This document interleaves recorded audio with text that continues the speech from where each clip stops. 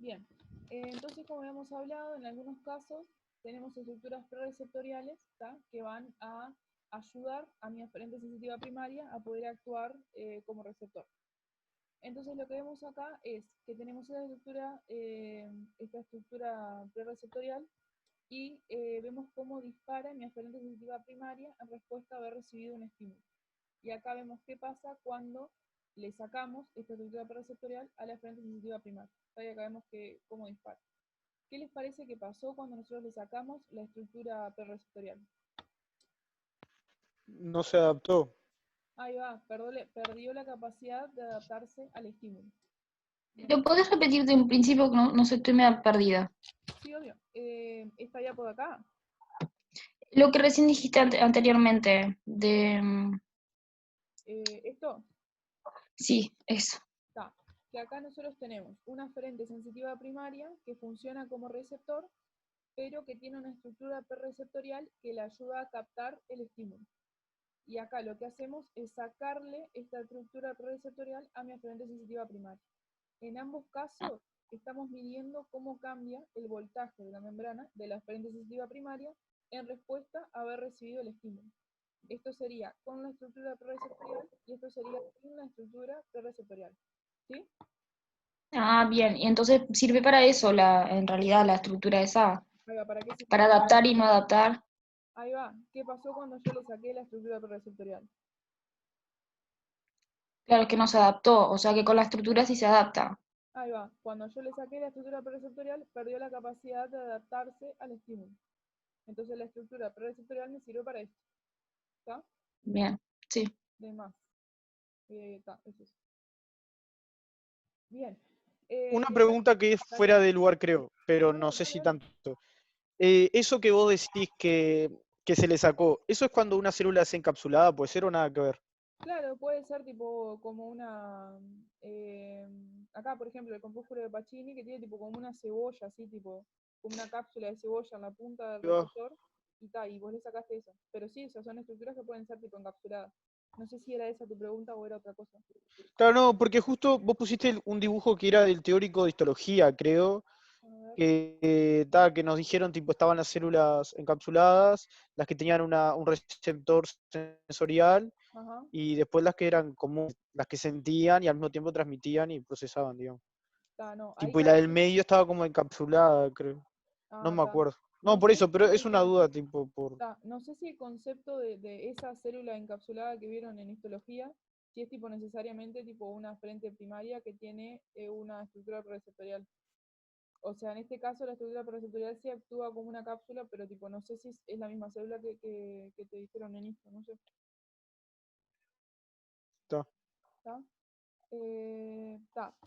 Después, entonces, acá vamos a ver un receptor de adaptación lenta y un receptor de adaptación rápida. ¿Está? Vamos a ver cómo responden en base al estímulo que reciben. Bueno, acá vemos que tenemos un estímulo que se mantiene constante y mi receptor de adaptación lenta va a estar disparando todo el tiempo porque justamente no se puede adaptar al estímulo. Mi receptor de adaptación rápida, por otro lado, cuando tiene un estímulo constante, solo va a disparar al inicio y al final. Y tal, acá tenemos otros ejemplos de receptores de adaptación lenta que van a seguir disparando todo el tiempo a pesar de que mi estímulo se mantiene constante. Y acá vemos cuál es la utilidad de los receptores de adaptación rápida, porque ven que cuando el estímulo empieza a variar progresivamente, va aumentando progresivamente, acá mi célula está todo el tiempo disparando. Cuando el estímulo queda constante, acá deja de disparar. Entonces, por ejemplo, imagínense que yo tengo, para un estímulo particular, tengo una célula de adaptación rápida y una célula de adaptación lenta. ¿Tá? Entonces, ¿qué va a pasar? Supongamos que esta amplitud de acá es igual a esta de acá, ¿no? Al principio yo voy a tener este y este receptor disparando, porque vamos a tener una señal de este tipo, ¿tá? Que empieza a aumentar progresivamente y dispara los dos. Y después se va a mantener constante. Este va a dejar de disparar y este va a seguir disparando. Entonces mi cerebro va a entender que al principio el estímulo estaba aumentando de intensidad, por eso disparaban los dos, y después va a entender que se queda constante y por eso dispara solo en la adaptación rápida. Entonces son receptores que son complementarios. O sea, nos sirve la información de ambos. Está. Bueno, después, para saber dónde, porque dijimos No que entendí mucho por qué son complementarios. porque si vos tenés de un estímulo en particular, no está conectado a dos tipos de receptores. uno de adaptación rápida y uno de adaptación lenta. Vamos a tener que, por ejemplo, miramos este estímulo de acá, ¿no? Que sube progresivamente y después se estanca y después baja. Vos vas a tener que en este periodo de acá, el de adaptación rápida, como está aumentando progresivamente, dispara. También va a disparar este otro porque hay un estímulo. Y después el de adaptación rápida va a dejar de disparar. Pero ¿qué pasa? Este dejar de disparar puede ser porque mi estímulo se mantiene constante o porque mi estímulo se fue, porque dejo de estar estimulado. Entonces, ¿qué pasa? Yo lo que puedo hacer es juntar este receptor con otro, con una adaptación lenta, y si este de adaptación lenta sigue disparando, significa que mi estímulo no lo perdí, sino que mi estímulo ahora está constante. ¿Sí? Eso lo que estás haciendo es sumar la información de este con la información de este otro. ¿Se entendió? Sí, se entendió. No sé si lo sabría aplicar, pero entendí lo que quisiste decir, sí. No, pero o No sea, sé qué no, tan importante es tampoco. no, es como para entender el concepto de que son complementarios. Ta. Ahí va. Bueno, la localización del estímulo. Para poder localizar un estímulo, nosotros vamos a tener que hablar sobre el concepto de lo que es campo receptivo. ¿Tá? El campo receptivo va a ser tipo el lugar, la superficie receptorial, que si yo estimulo esa superficie, por ejemplo, acá, esta partecita de la piel acá, que si yo la estimulo, voy a ocasionar un cambio en el voltaje de mi receptor. ¿Tá? En este caso, de mi aferente sensitiva primaria. O sea, todo esto que está tipo con la rayita punteada va a ser el campo receptivo de este receptor. Si yo estimulo acá adentro, esta célula de alguna manera va a responder. Y como dice acá, cuanto menor sea mi campo receptivo, más detalle yo voy a poder tener. Que es tipo un ejemplo acá con la definición de la imagen. Porque ustedes imagínense, si yo acá tengo 1, 2, 3, 4, 5, 6, 7. Este pedazo de piel está dividido en 7 campos receptivos. Entonces yo puedo tener 7 señales diferentes. Ahora, ¿qué pasa si yo tuviera, en vez de 7, 30 campos receptivos más chiquititos, todos metidos acá con 30 señales diferentes, con 30 vías diferentes de acá? ¿Qué les parece? Yo tendría más detalle a la hora del tacto, tendría menos detalle en comparación con esta situación que tengo 7.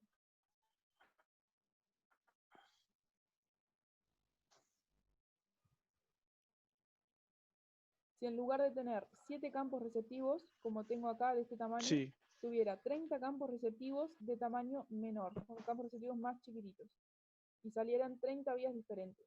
¿A ustedes qué les parece? ¿Cuál de las dos situaciones me permitiría a mí tener más detalle del tacto que yo estoy recibiendo acá? Si tengo las 30, porque no dice cuanto menor sea el campo, o los campos no van a ser más chiquititos. Ahí va, claro. O sea, Sí, sí, ah, sí, está. sí, sí. Cuando tengo 30 y tengo los campos receptivos más chiquititos. ¿Tá? Porque eso Bien, me da, con campos receptivos más chiquititos, yo voy a poder, ¿cómo decirlo? Voy a poder determinar, voy a poder captar mejor dónde termina mi estímulo. ¿Tá? Porque si no, imagínense, yo este campo receptivo acá lo tengo dividido en 4, ¿no?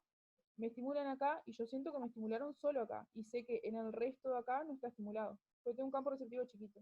Ahora, en este caso, a mí me estimulan acá y yo voy a disparar esta neurona y esta neurona responde para todo esto. O sea, yo no voy a poder saber adentro de acá si me estimularon acá, acá, acá o acá. ¿Se entendió? claro. Sí, ¿Sí? O sea, cuanto más sí, sí. chiquitito mi campo receptivo, yo voy a poder discriminar, esa es la palabra, voy a poder discriminar mejor a dónde empieza y a dónde termina mi estímulo. ¿Está? Bien. Bien. Bueno, después tenemos la somestesia, ¿tá? Que como dice acá, es el sistema sensorial que va a ser el encargado de ingresar y de procesar la información que va a venir del cuerpo, ¿tá? A nivel somático. Tenemos información referente al tacto, información referente a la temperatura, a la propiocepción y a la nocicepción. Primero con el tacto, vamos a tener a los mecanorreceptores, ¿tá? Tenemos 4 tipos de receptores. Tenemos los de Meissner, los de Merkel, los de Pacini y los de Ruffini, ¿tá? Meissner y Merkel son receptores localizados a nivel superficial y Pacini y Ruffini a nivel profundo.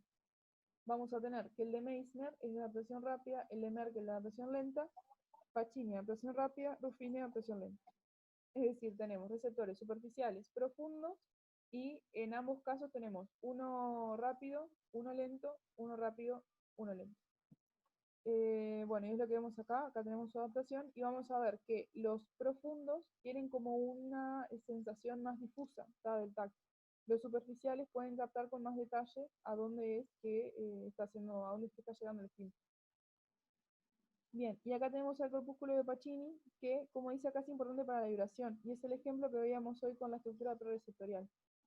¿Qué pasa? La vibración es un estímulo que justamente es cambiante, ¿tá? Y es el estímulo para el cual son muy importantes los receptores de adaptación rápida, ¿tá? Porque si no yo tengo una presión constante, mi receptor, en este caso el corpúsculo de Pacini, como es un receptor de adaptación rápida, si yo tengo algo que me está presionando, ¿tá? La piel, y es una presión de manera constante, mi receptor va a disparar al principio y va a disparar al final. Ahora, si yo tengo algo que está vibrando, ¿tá? Que su intensidad va variando, mi receptor de Pacini va a disparar todo el tiempo, porque justamente es un receptor de adaptación rápida. ¿Tá? Tá. Y después tenemos el corpúsculo de Ruffini, que como dice acá se van a encontrar ligamentos, tendones y piel, y en este caso es de adaptación lenta. Tá. Seguimos. Termorreceptores. Los termorreceptores, vamos a tener dos tipos de termorreceptores. Los que son sensibles al frío y los que son sensibles al calor. ¿Tá? El rango de temperatura en los cuales nosotros vamos a captar información por los termorreceptores va a ser de 5 grados a 45.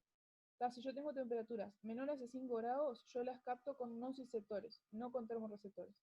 Y si tengo temperaturas por encima de 45, las capto con nociceptores y no con termorreceptores. ¿Tá? Así que tengo termorreceptores para el frío, termorreceptores para el calor. Y es lo mismo que está acá, pero no sé por qué le pusieron azul al calor y rojo al frío. Pero es lo mismo. Bien. Vamos un poquito con la nocicepción. La nocicepción, los nociceptores, como dice acá, son sensibles al daño de los tejidos, ¿tá?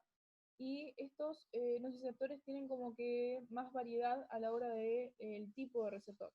Tenemos receptores que son mecánicos, químicos, térmicos y receptores que pueden ser incluso polimodales. Después hablamos de la propiocepción, que también utilizaba mecanorreceptores. ¿Tá?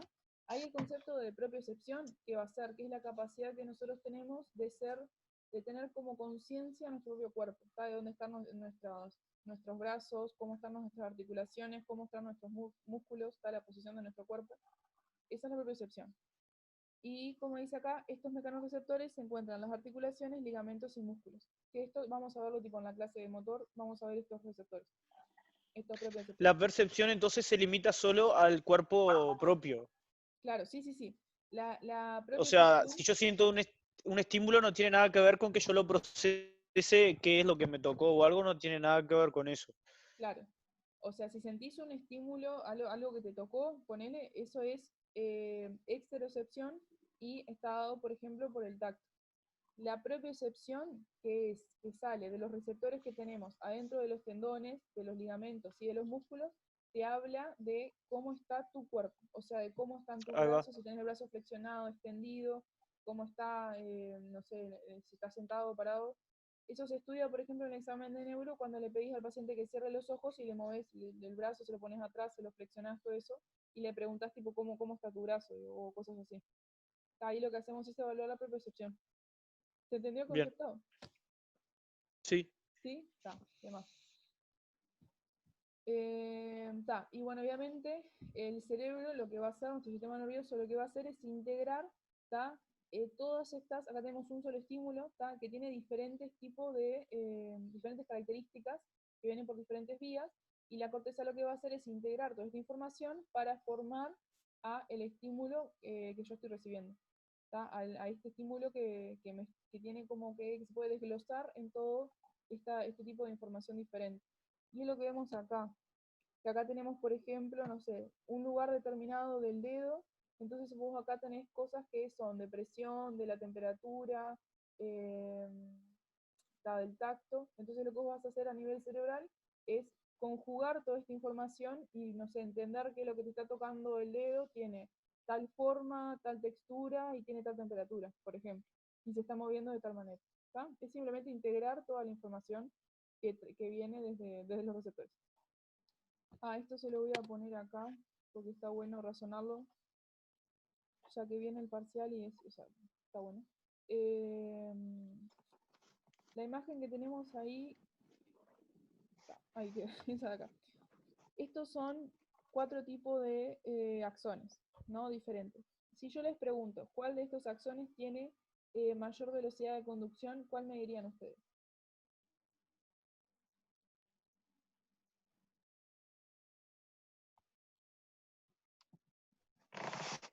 Pará, no están viendo Paint, ¿o sí? No, eso te iba a decir cuáles son los 4, porque no, yo no veo, no sé. Perdón. Estaba esperando. No, yo miraba la parte de la médula y decía, Claro. está hablando de los chiquititos ahí, opa, no puedo leer eso. Ahí ven. Sí, Sí, ahora sí. Sí, sí. De estos 4 que están acá, ¿cuál les parece que tiene mayor velocidad de conducción? primero el A alfa, ¿Por qué? porque es amielínico, no sé, que vi algo de eso. ¿Este de acá es amelínico? No, mielínico, perdón. Ahí va, está. Ese es mi línea. Ah, Bien, mielínico. es Sí, sí. mielínico, eso sirve para que tenga más velocidad de conducción, ¿no? Primero.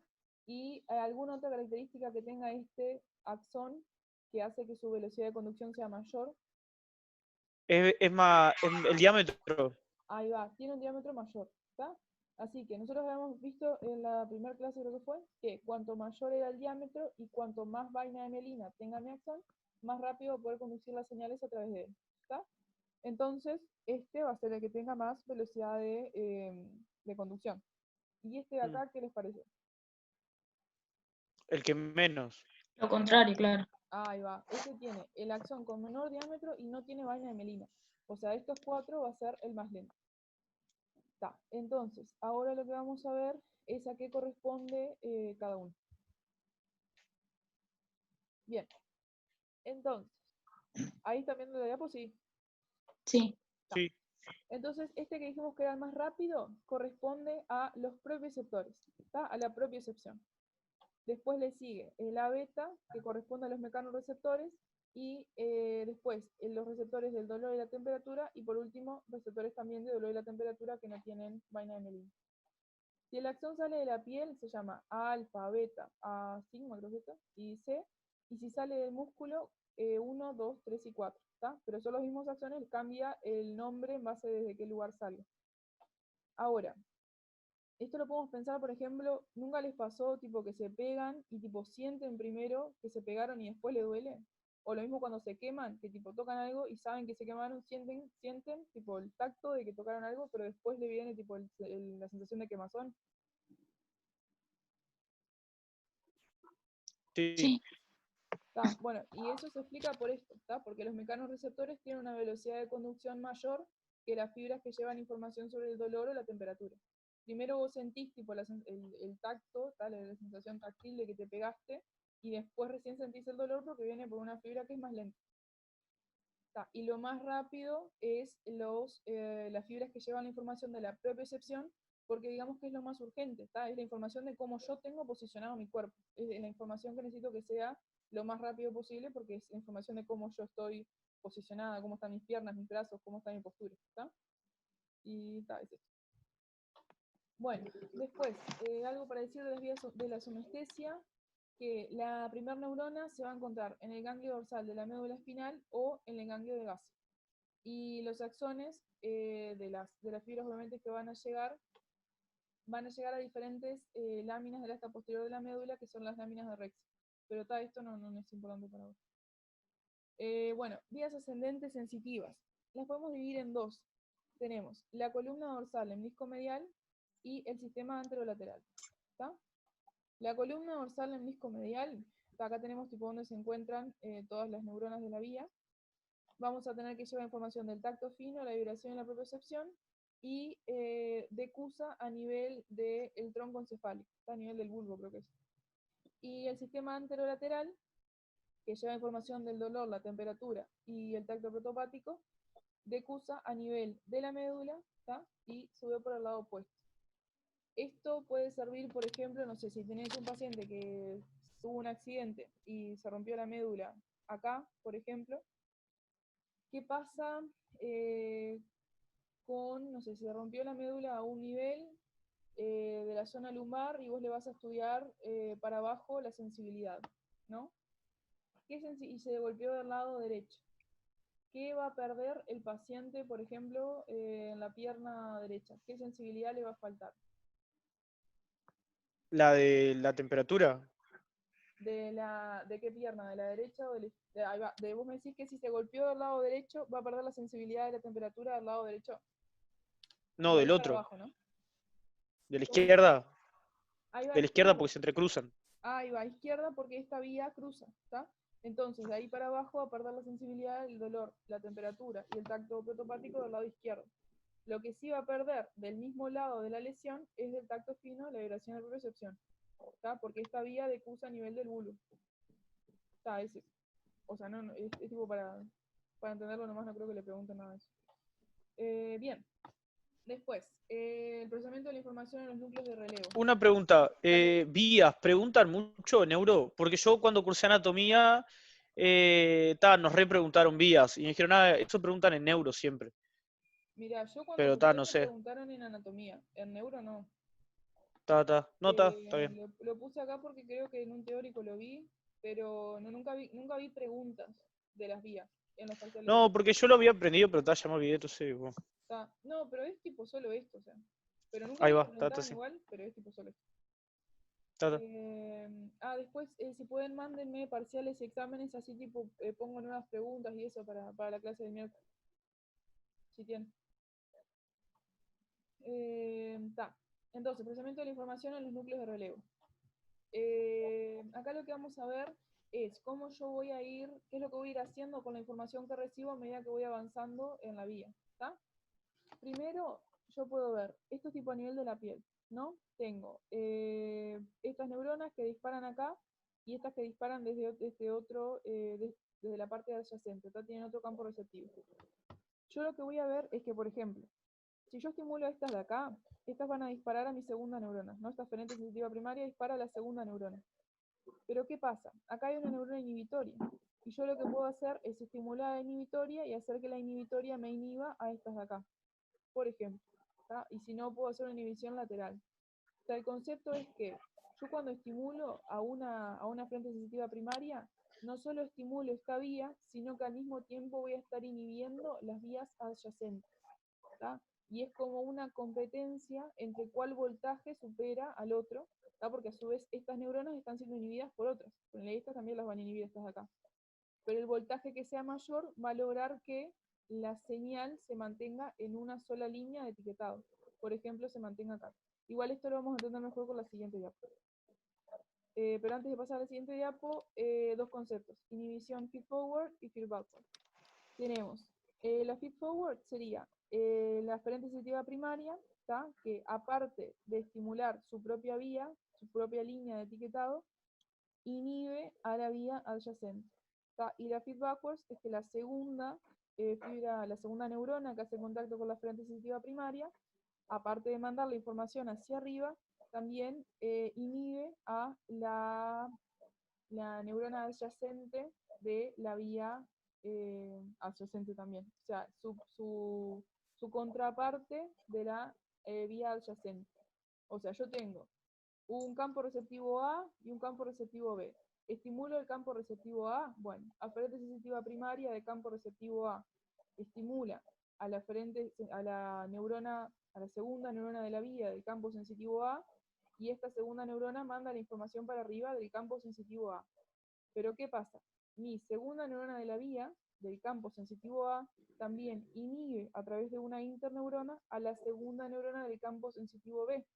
¿Tá? Eso sería la feed backward. Y el feed forward sería que la aferente sensitiva primaria del campo sensitivo A también inhibe a la segunda neurona de la vía del campo sensitivo B. ¿Se entendió más o menos? Sí, lo que yo no entendí fue la imagen de la izquierda. ¿Está? Sí, vamos a Eso verla no. con esta diapo de acá, que se entiende mejor. Acá tenemos, entonces, primero la aferente sensitiva primaria, ¿tá? Y el pedazo de piel que yo le estoy estimulando. Tengo un campo sensitivo, un campo receptorial A, B y C. ¿Tá? ¿Qué pasa? La neurona A hace contacto con su segunda neurona de la vía, la A también, la C también. Pero ¿qué pasa? Acá vemos una inhibición, ¿tá? Por parte de la B hacia las células que están adyacentes a ella, ¿tá? A las que marcarían los campos receptivos adyacentes a mi campo receptivo B. Entonces, al inhibir a estas células, vamos a ver que cancela esta sinapsis de acá.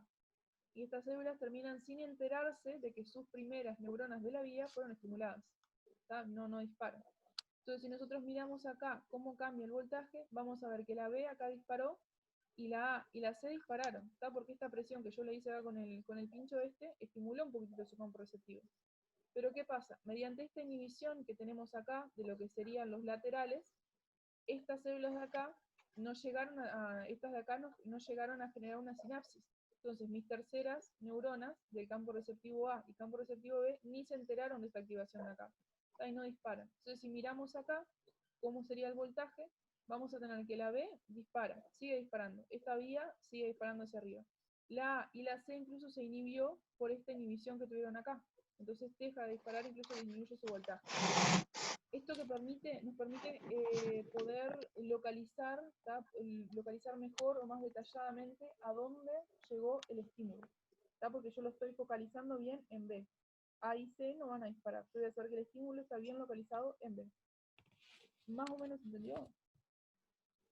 Sí, ahora sí. Está, de más. Bien, ahora vamos a hablar un poquito de la corteza. ¿Tá? Subimos ahora a la corteza. Las áreas de la corteza cerebral, como dice acá, que van a ser más importantes en el sistema somatosensorial son 3. Tenemos la somática primaria, que está compuesta por el área 3, 2 y 1, la somática secundaria y la parietal de asociación, que está formada por el área 5 y el área 7.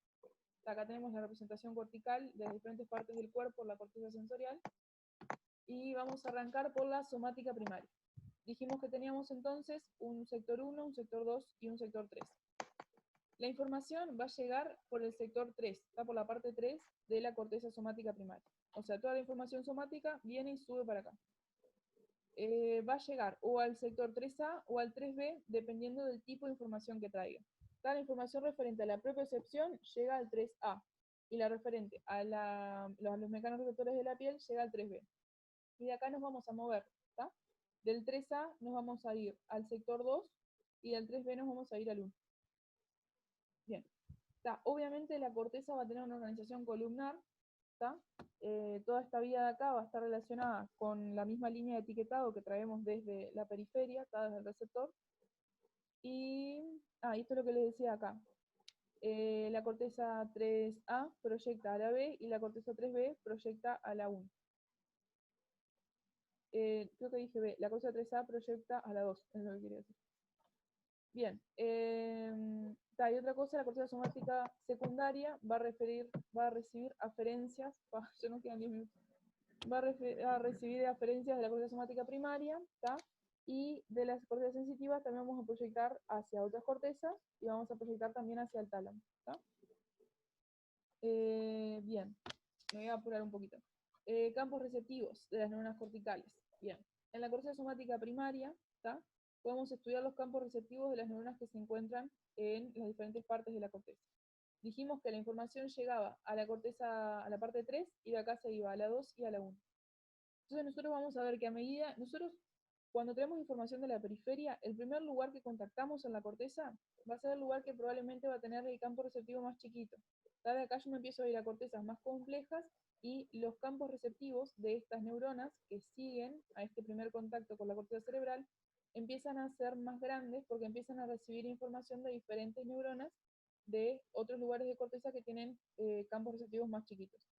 Por esto lo vemos acá. Tenemos el campo receptivo de esta neurona del área 3B, vieron que es tipo el pulpejo del dedo, ¿está?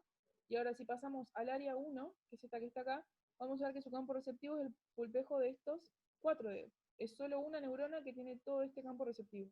¿Está? Pasamos de un campo receptivo chiquito a un campo receptivo de mayor tamaño. Pasamos al área 2, aumentamos aún más el campo receptivo.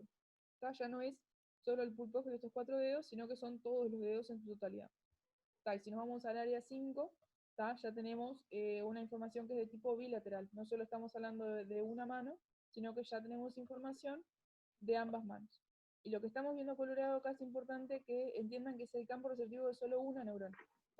ven cómo va aumentando el tamaño a medida que nos movemos en el circuito, ¿no? Más o menos.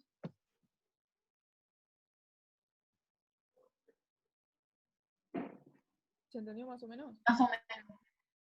O sea, yo el primer lugar que llego a la corteza, tengo una neurona que tiene un campo receptivo pequeño, relativamente pequeño, ¿está? Y a medida que me empiezo a desplazar a otros lugares de la corteza, que me voy para el 1 o el 2, o que me voy para el área 5, mis campos receptivos empiezan a aumentar de tamaño, porque estas neuronas, por ejemplo, esta de acá, no recibe información solo de esta de acá. Vieron que esta tiene el pulpejo de este dedo, ¿no? Bueno, esta neurona no va a estar conectada solo con esta. Esta neurona va a estar conectada con esta y con las neuronas que estén acá, que llevan información de este dedo, de este dedo y de este dedo. ¿Está? O sea, está conectada con estas 4 neuronas que están acá. 1, 2, 3, 4.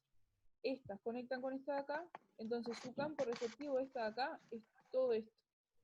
¿Está? Pasamos de tener este campo receptivo pequeño a tener este campo receptivo mayor. ¿Se entendió ese concepto? Sí. ¿Sí? Está. Y a medida que avanzamos, a medida que avanzamos en la corteza y vamos conectando con nuevos sectores de la corteza, vamos a ver que las neuronas cada vez tienen campos receptivos mayores. ¿Está? A medida que vamos yendo a lugares más complejos, sectores más complejos de la corteza, hasta que, por ejemplo, acá en el área 5 encontramos que tenemos campos que son bilaterales. O sea, esta única neurona tiene campos receptivos que su campo receptivo incluye ambas manos, o sea, los dedos de ambas manos. Bien. Bueno, del área 2, por ejemplo, podemos ver que el campo receptivo de la neurona del área 2 sería este círculo, no este círculo rosado. Y estas neuronas tienen preferencia de orientación y preferencia de movimiento. ¿Tá? Preferencia de orientación es que si yo tengo una barrita, ¿tá? Y le apoyo la barrita a la persona o al mono en diferentes orientaciones, ¿tá? En diferentes sentidos, vamos a ver con la misma intensidad siempre, ¿no?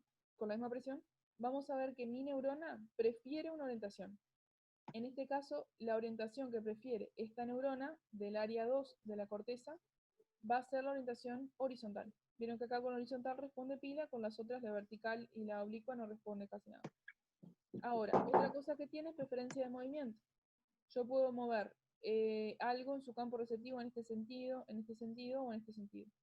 Vamos a ver que la que responde más aparentemente andaría como que por acá, ¿no? De C a F y quizás de D a A, de C a F y de D a A es donde esta neurona responde más. En comparación, si yo le estimulo de B a E, casi que no responde. Eso es preferencia de movimiento. ¿Entendieron el concepto de preferencia de orientación y preferencia de movimiento?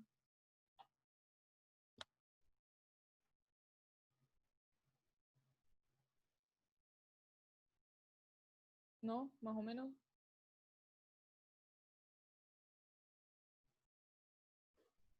Sí, más o menos. Está, a ver.